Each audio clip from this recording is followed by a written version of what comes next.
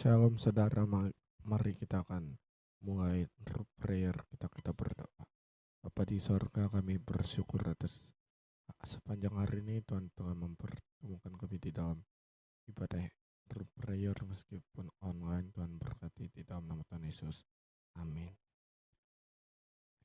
Haleluya.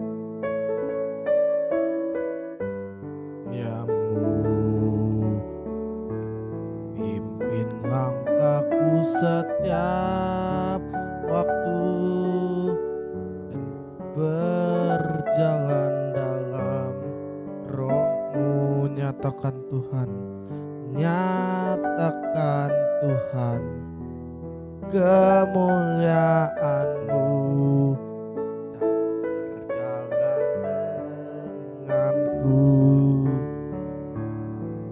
karena Engkau besertaku.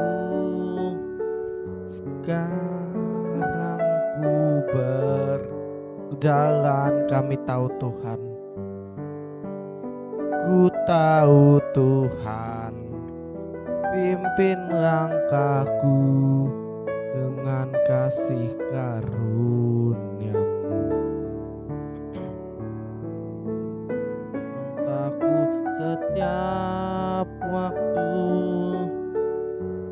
berjalan dalam roh-Mu. Ku tahu Tuhan, pimpin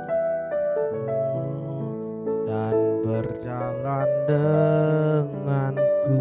Haleluya. Karena Engkau besertaku.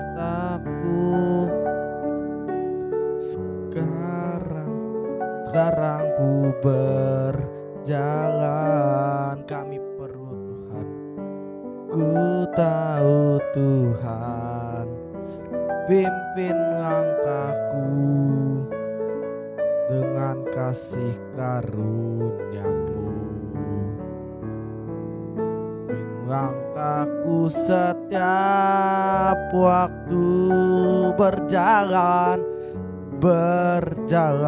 dalam roh-Mu. Nyatakan Tuhan,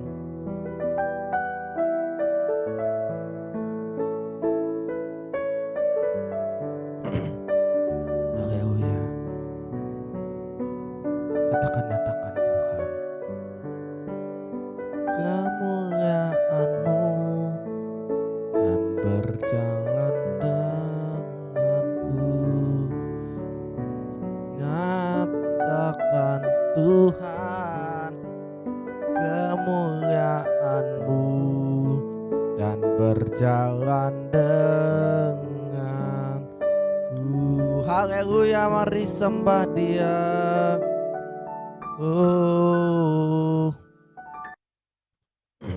Haleluya.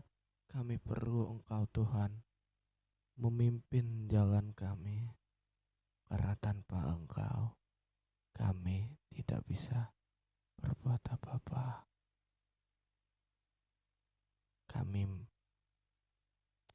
Haleluya. Engkau yang menemukan setiap kami. Sembah Dia. Haleluya.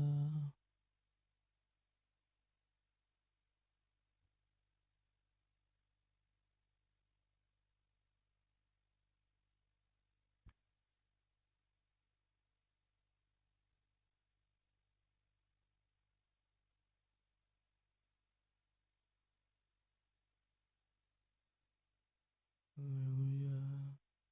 Mari kita bersyukur. Kami bersyukur Tuhan. Kami bersyukur Bapa. Oh,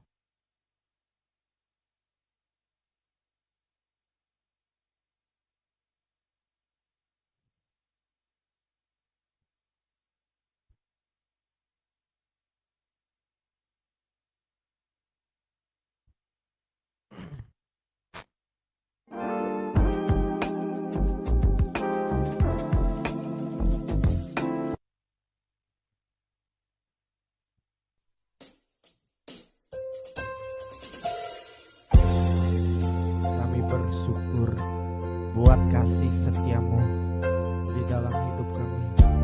Syukur Allah.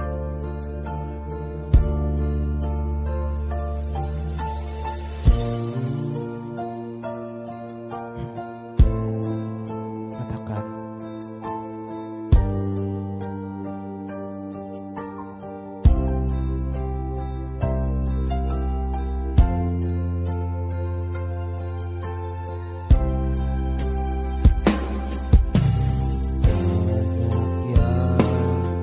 kau berbuat di dalam hidupku, rancangan indahmu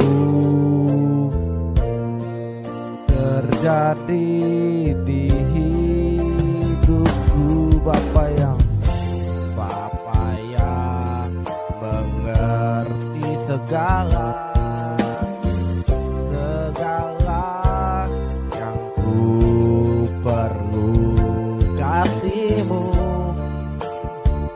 sempurna, nyata dalam hidupku.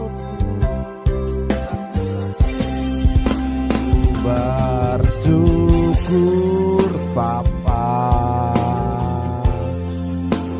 ku bersyukur Tuhan buat kasih setiamu di dalam hidupku. Ku bersyukur Tuhan, ku bersyukur Bapa, ku bersyukur Tuhan buat kasih setiamu di dalam hidupku. Ku bersyukur Tuhan.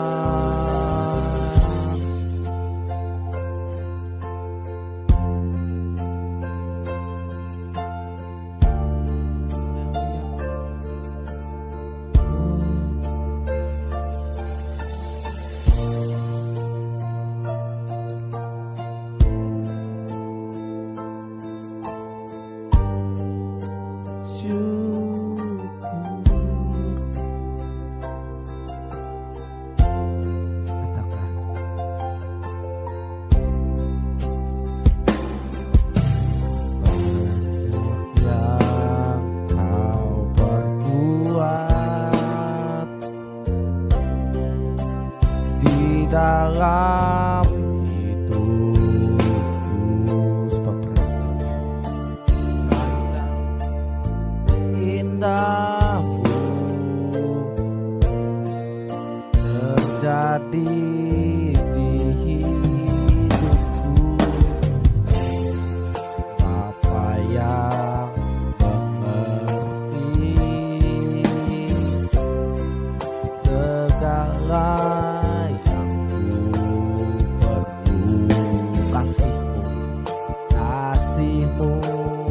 sempurna, nyata dalam hidupku. Ku bersyukur Bapa, ku bersyukur bersyukur Tuhan buat kasih setiamu di dalam hidupku. Ku bersyukur.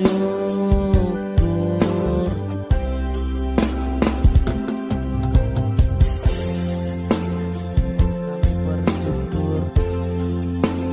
Kami bersyukur Tuhan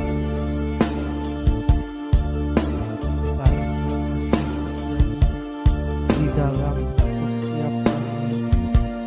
Kami bersyukur.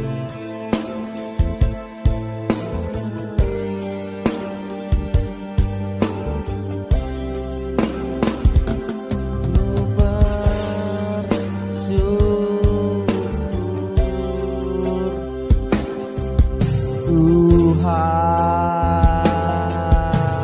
haleluya. Hari ini Tuhan sudah menyatukan kami di dalam Root Prayer online ini Tuhan, semua karena anugerah dan perkenanan Tuhan. Terima kasih, kami akan mendengarkan firman-Mu dalam nama Tuhan Yesus. Amin. Saudara pernah gak sih dengar cerita tentang anak yang hilang?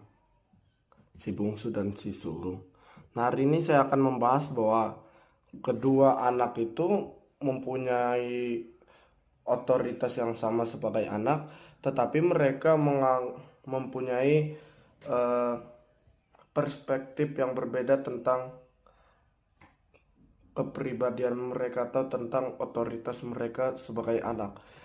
Saya yang pertama di part pertama akan membahas tentang anak yang bungsu dulu. Di dalam Lukas pasal 15 ayat yang ke-11 berkata, Yesus berkata lagi, ada seorang mempunyai dua anak laki-laki. Kata yang bungsu kepada ayahnya, Bapa, berikanlah kepadaku bagian harta milik kita yang menjadi hakku.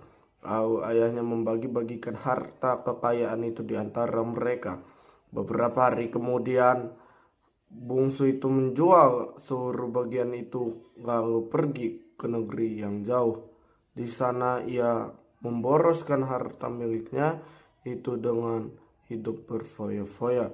Setelah dihabiskannya semuanya, timbullah bencana kelaparan di dalam negeri itu dan ia pun mulai melarat. Lalu ia pergi dan bekerja pada seorang majikan di negeri itu. Orang itu menyuruh ke ladang untuk menjaga babinya. Lalu ia ingin mengisi perutnya dengan ampas yang menjadi makanan babi, tetapi tidak seorang pun yang memberikannya kepadanya. Lalu ia menyadari keadaannya, katanya, betapa banyak orang upahan Bapakku yang berlimpah-limpah makanannya, tetapi aku di sini mati kelaparan. Aku akan bangkit dan berkata kepada Bapakku dan berkata kepadanya, Bapa, aku telah berdosa terhadap sorga dan terhadap Bapa. Aku tidak layak lagi disebutkan anak Bapa. Jadikanlah aku sebagai salah seorang upahan Bapa. Kita belajar dari perumpamaan ini bahwa anak bungsu ini mempunyai perspektif dia anak. Pada saat Yesus menceritakan cerita ini, dia berkata, kata yang bungsu kepada ayahnya, Bapa, berikanlah kepadaku bagian harta milik kita yang menjadi hakku. Jadi istilahnya kalau kita sekarang, dia itu seperti minta warisan. Dia minta bahwa yang dia ingini itu harus cepat, walaupun bapaknya belum mati. Dalam hidup kita sering seperti anak ini, bukan? Bahwa ketika Tuhan belum mengabulkan doa kita sering berkata, Tuhan cepet dong kabulin. Kadang memang Tuhan kabulin, tapi pada saat kita sudah dijawab nih doanya, kita langsung kabur dan melupakan Tuhan. Nah, pada saat anak itu kelaparan dan sangat melarat, di ayat 14, setelah dihabiskan semuanya, timbullah bencana kelaparan di dalam negeri itu dan ia pun mulai melarat. Lalu ia pergi dan bekerja pada seorang majikan di negeri itu. Orang itu menyuruhnya ke ladang untuk menjaga babi-babinya. Lalu ia ingin mengisi perut dengan ampas yang menjadi makanan babi itu, tetapi tidak seorang pun yang memberikannya. Kita kadang kayak gitu kan. kita sering melupakan Tuhan, tapi Tuhan itu baik gitu. Dia menunggu kita. Itu yang akan kita bahas nanti di part yang kedua. Yang pertama kita akan belajar bagaimana kejatuhan dari seorang anak ini. Dia tahu bapaknya itu baik, dia minta warisannya padahal bapaknya itu mati. Dari sini kita belajar bahwa jangan tinggalkan Tuhan sekalipun doamu sudah terjawab maupun belum terjawab. Karena ingat, hukum tabur tuai itu nyata saudara. Ya, apa yang kita tabur akan kita tuai. Tuhan gak pernah menghukum, tapi kita lah yang menghukum diri kita sendiri. Tuhan Yesus memberkati dan shalom. Bapak, terima kasih Tuhan, dan sudah mengingatkan kami bahwa sekalipun kami bisa jatuh dalam kehidupan kami, tapi Tuhan gak akan membiarkan kami jatuh tergeletak Tuhan. Tuhan gak akan mengizinkan kami jatuh sampai parah Tuhan. Kadangkala dalam hidup kami sering meremehkan kuasa Tuhan. Kami sering tidak percaya Tuhan. Tapi kami percaya hari ini bahwa Tuhan sanggup melakukan segala perkara dalam hidup kami. Dan dapat melakukan yang jauh lebih banyak daripada yang kami dapat pikirkan dan doakan. Makasih Tuhan, makasih. Hari ini mereka yang sedang sakit, Tuhan apapun penyakitnya, ya kami yang hari ini sakit dalam nama Tuhan Yesus, oleh biar Tuhan Yesus, kami yang sakit sudah disembuhkan dalam nama Tuhan Yesus. Hari ini mereka yang sedang berbeban berat, saudara ingat, marilah kepadaku yang letih dan berbeban berat, aku, kata Tuhan, akan memberi kelegaan bagimu. Ingat saudara bahwa Tuhanmu turut bekerja dalam segala sesuatu untuk mendatangkan kebaikan. Makasih Tuhan. Yang hari ini dalam kesendirian Tuhan, baik janda, duda, yatim piatu, orang yang jompot, fakir, miskin yang terpenjara, Tuhan melawat mereka. Kelawatan kasih Tuhan turun atas mereka Tuhan. Dan hari ini aku berdoa Tuhan bagi mereka yang